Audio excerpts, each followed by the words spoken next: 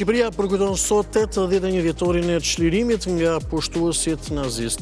Ashtu si çdo vit, figurat më të larta të shtetit pritet që të zhvillojnë homazhe në varrezat e dëshmorëve të kombit, duke nderuar sakrificën dhe heroizmin atyre që luftuan për liri. Tirana është liruar më 17 nëntor të atij viti të 44-s, ndërsa veriu i vendit më 29 nëntor, duke shënuar fundin e pushtimit gjerman. Një ditë më parë, në ditë shqiptarin, u festua 113 vjetori i pavarësisë, kryeqendra e këtij viti ishte Vlora, ku janë bashkuar krerët më të lartë të shtetit dhe nga Kosova. Begaj Rama Osmani uruan shqiptarët teksa morën pjesë në ceremoninë e ngritjes së flamurit. Opozita festoi ndar nga përfaqësuesit shtetëror ditën e flamurit në Vlorë.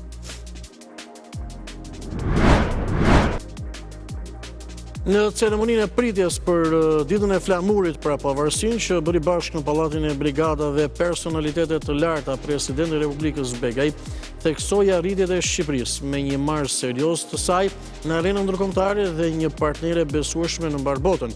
Kreu i shtetit dha mesazhe për bashkimin e forcave për integrimin evropian.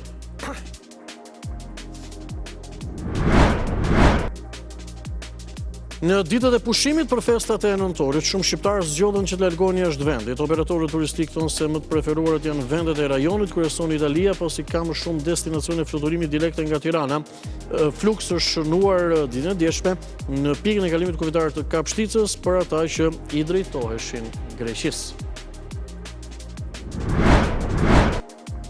Ish efektivi Igli Haxhia i mohoi dije në gjykatë se dekonspiroi hetimet për grupin e Visit të Pojës, por zbërtimi i bisedave të enkriptuara zbuloi edhe pazaret e tij me anëtarët e grupit kriminal.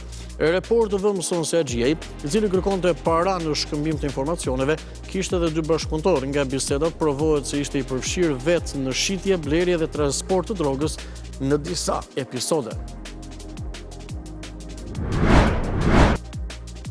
Sali Berisha thotë se nuk është i shqetësuar nga takimi i Ervin Saljanit me më të votuarit e primareve dhe të listave të hapura, duke mos e parë këtë takim si një rrymë të re në Partinë Demokratike.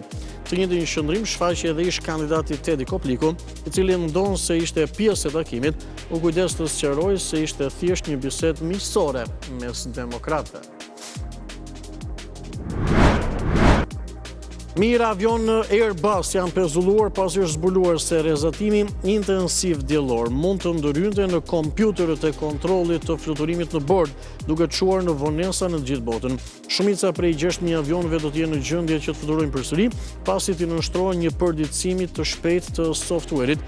Airbus tha se zbuloi problemin pas një hetimi mbi një incident në të cilin një aeroplan që fluturonte midis SBA-ve dhe Meksikës humbi papritur lartësi në tetor dhe bëri një ulje emergjente me pasojë 15 qytetarë të lënduar.